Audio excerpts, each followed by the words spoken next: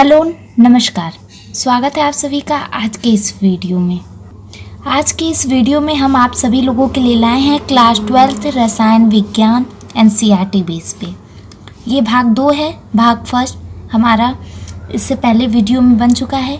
उसका अगर आप लोग नहीं देखे हैं तो उसका लिंक आपको नीचे डिस्क्रिप्शन बॉक्स में मिल जाएगा, इस वीडियो के नीचे। अगर आप हमारे चैनल पर नए हैं तो सबसे पहले चैनल को सब्सक्राइब कर लें और बेल आइकन पर प्रेस कर लें हमारे वीडियो को सबसे पहले पाने के लिए। तो चलिए स्टार्ट करते हैं। रसायन विज्ञान इकाई 1 ठोस अवस्था। ठोस अवस्था मीन्स सॉलिड स्टेट।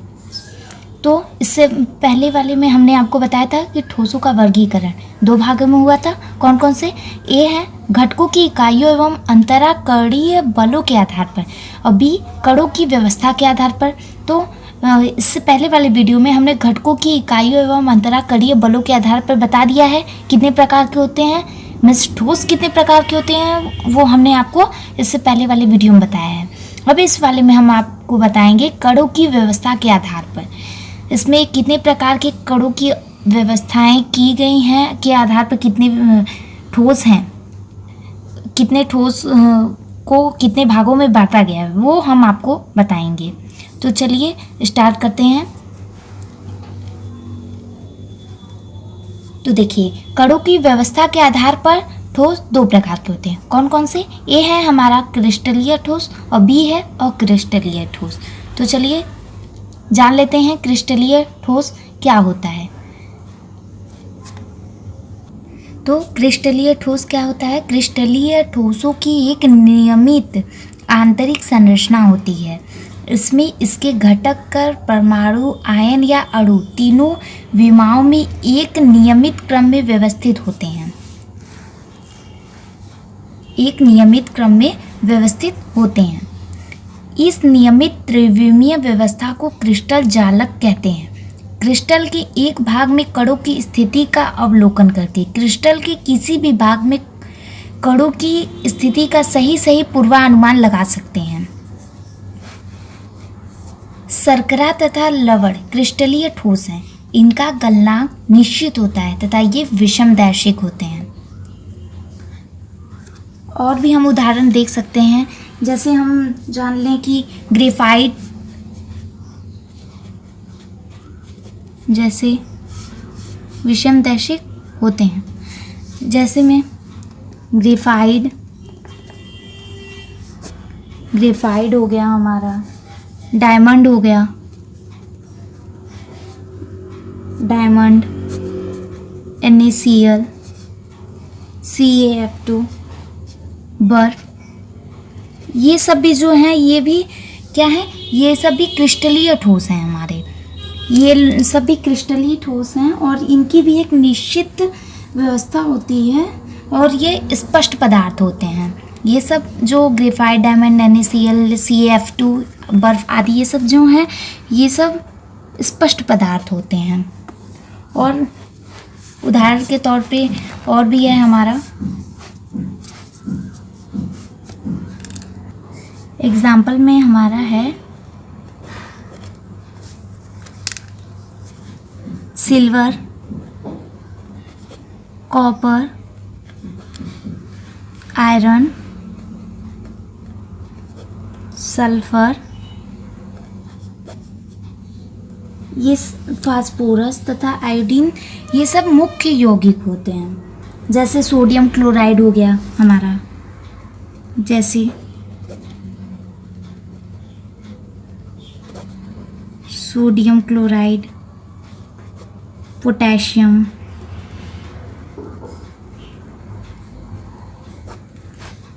ये सब क्या है?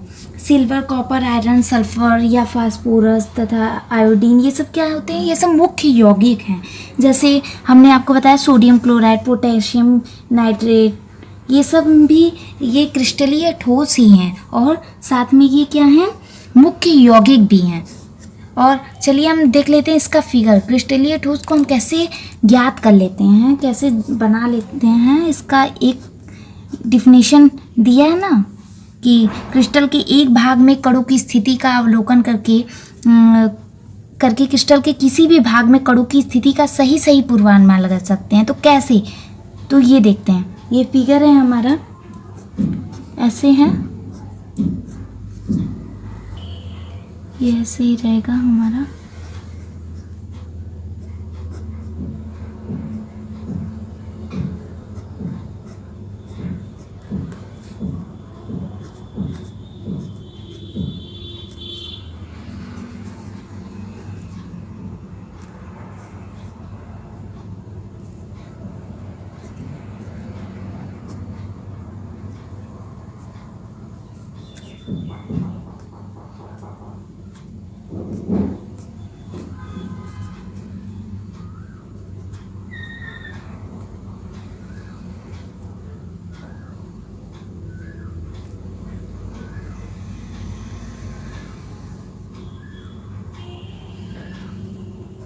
ये फिगर की तौर समझाने के लिए देखिए क्या होता है। क्रिस्टल की एक भाग, ये एक भाग हमने लिया, ये एक भाग ये वाला,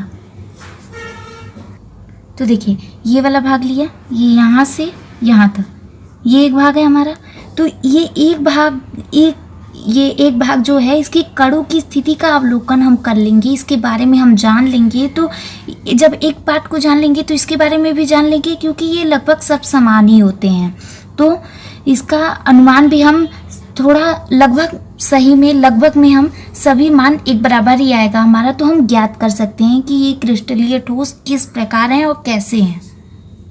और जबकि हम ये भी जानते हैं कि इसका गलनांक भी समान होता है और ये विषम दैशिक प्रकृति के होते हैं, तो इसका हमें ज्ञात करने में कोई भी दिक्कत नहीं होगी। साथ में ये जो फिगर है ये इसी क्रम में बनता जाता है और नीचे और श्रृंखला भी इसकी होती जाती है, लेकिन हमने इतने में ही बताया है और ये काफ़ी क्रम में रहते हैं, तभी हम इसकी क्रिस्टलीय ठोस की ज्ञानता को हम जान सकते हैं कि ये किस प्रकार इसके गलनांक निश्चित हैं, ये विषम दैशिक प्रकृति का है कि नहीं, ये त्रिविमीय देखिए संरचना, ये त्रिविमीय संरचना बना रहा है कि नहीं बना रहा है, ये देखिए। तो ये सब है।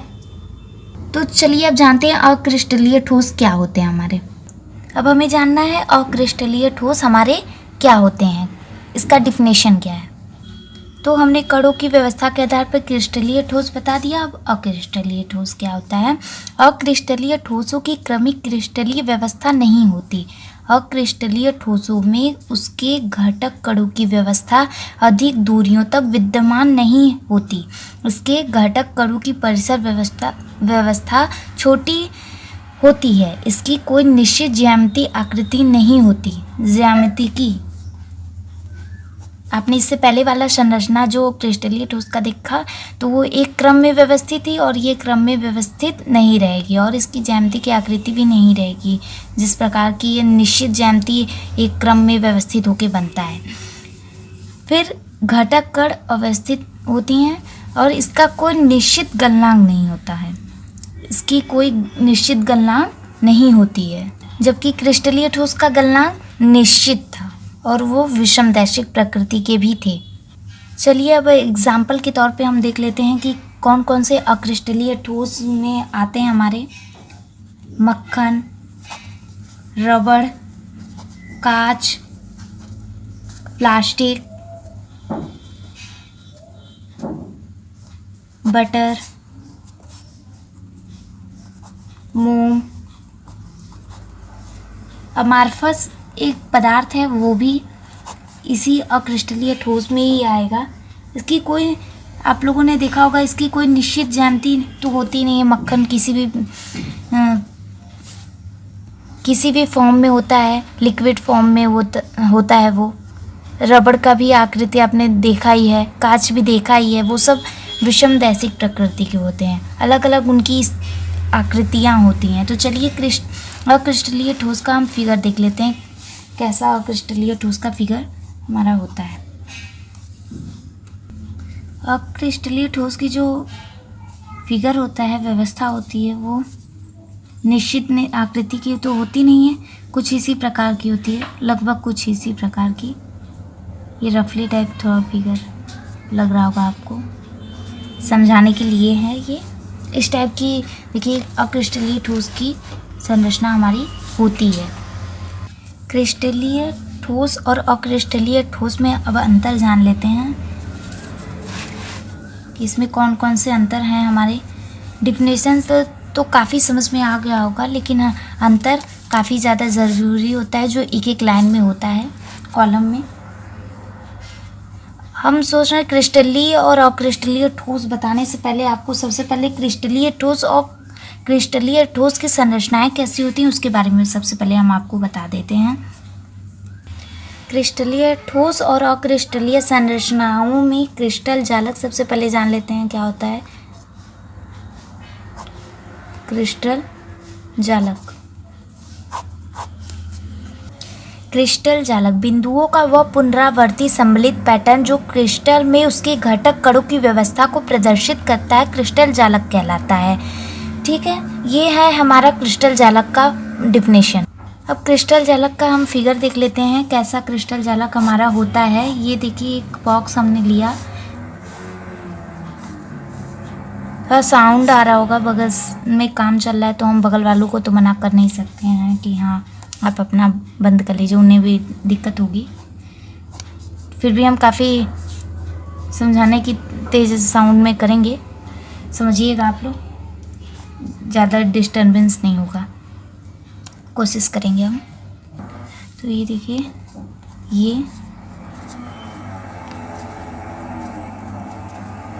ये जो पैटर्न है हमारा इस टाइप का, ये जो आप बॉक्स नुमा जो ये अंदर वाला देख रहे हैं ये हमारा एकक सेल है। क्या है? एकक सेल। ये एकक सेल हो गया। और ये जो संरचना टाइप आप देख रहे हैं ये जो बाहर की तरफ है ये हमारा द्विविमीय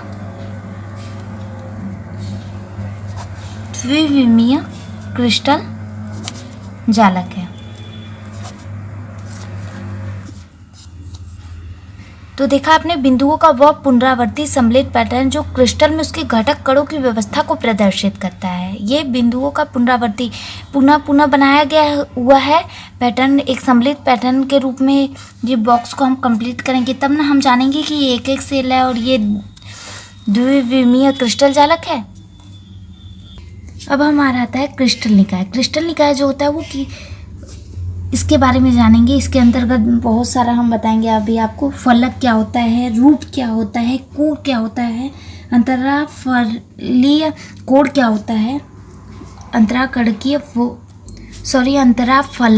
कोड क्या होता है। ये सब हम 4-5 हमारे टॉपिक हैं, ये सब हम आपको इसके अंतर्गत क्रिस्टल निकाय के अंतर्गत बताएंगे आपको। तो जाना आपने, किसी क्रिस्टलीय पदार्थ का एक भाग क्रिस्टल कहलाता है। साथ में आप ये भी जानिए क्रिस्टल अनेक सेलों से, एक सेलों से मिलकर बना होता है। इससे पहले वाले फिगर में हमने बताया कि इस प्रकार इस नुमा इस टाइप बना हुआ था फिगर हमारा। ये अनेकों क्रिस्टलीय जो क्रिस्टल होता है हमारा वो एकक सेलों से मिलकर बनता है। ये जो हमारे सेल हैं इसे एकक सेल हमने बताया था, एक सेल है। इसी एकक सेल से हमारा द्विविमीय, त्रिविमीय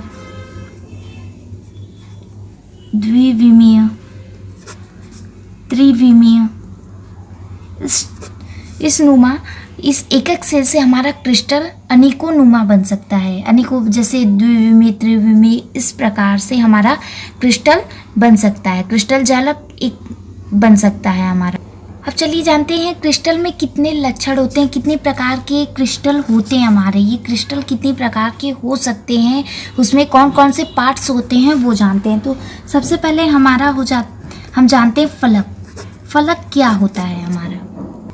तो फलक हमारा क्या होता है? क्रिस्टल की समतल एवं पूर्ण व्यवस्थित सतह जो होती है वो हमारा फलक कहलाता है। ठीक है। और आंतरिक जो ज्यामिति होती है, अंदर जो इसके अंदर क्रिस्टल के अंदर जो ज्यामिति होती है, जो बनाया जाता है, उसका जो विन्यास होता है वो निश्चित फलक द्वारा होता है। एक निश्चित फलक उसकी होती है, उसके द्वारा उसे बनाया जाता है।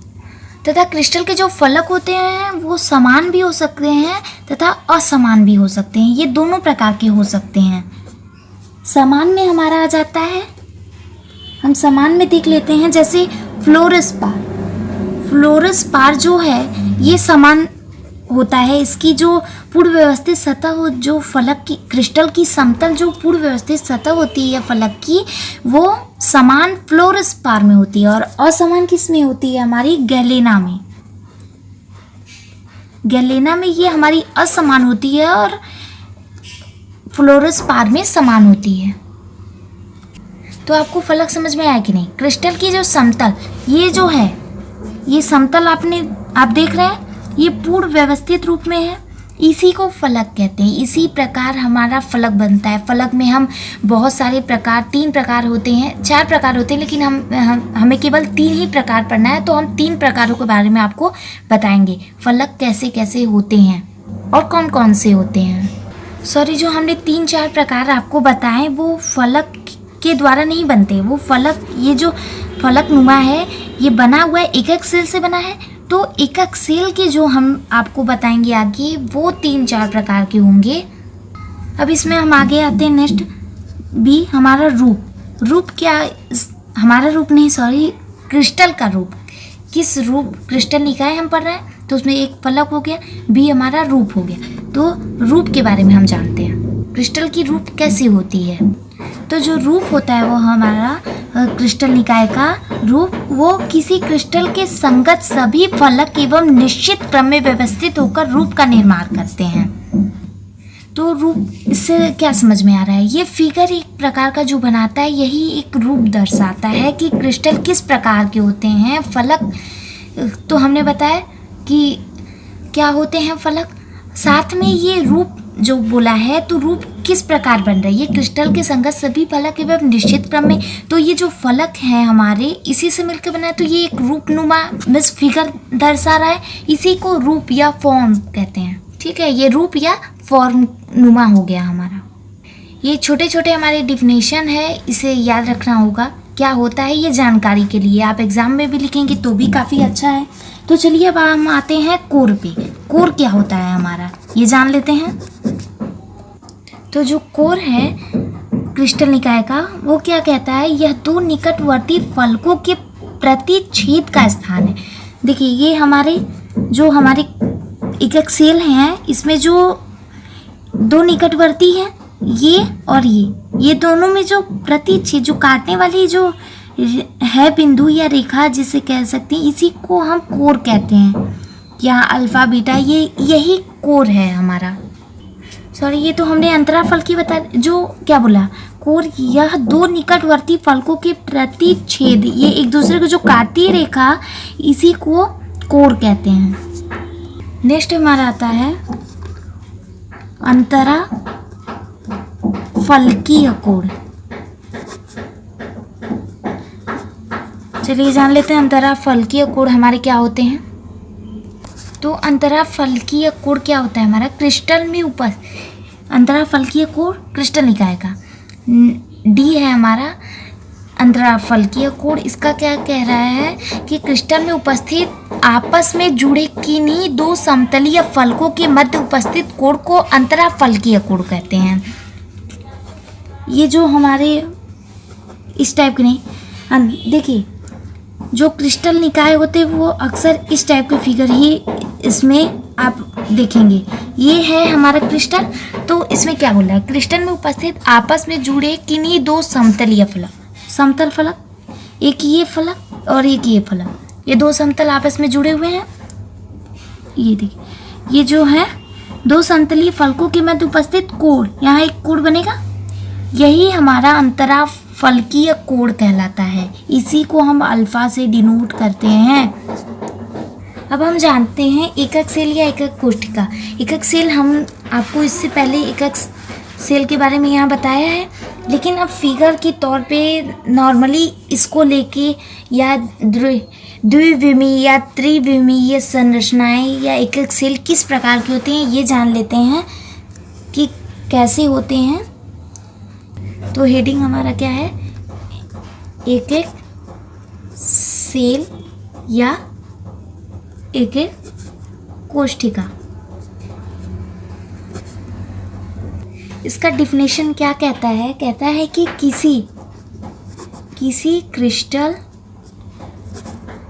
किसी क्रिस्टल जालक का लघुत्तम किसी क्रिस्टल जालक का लघुत्तम पुनरावर्ती यूनिट या जिसे इकाई कहते हैं, उसकी एकक कोष्ठिका या एकक सेल कहलाता है। ठीक है, कहलाता है। तो किसी क्रिस्टल जालक का लघुत्तम पुनरावर्ती यूनिट या इकाई जिसे कह लेते हैं, ये जो हमने आपको फिगर शुरू से बताते आ रही हूँ, ये जो इस टाइप का जो फिगर है हमारा, ठीक है, टोटली फिगर ये हमारा इस प्रकार का है।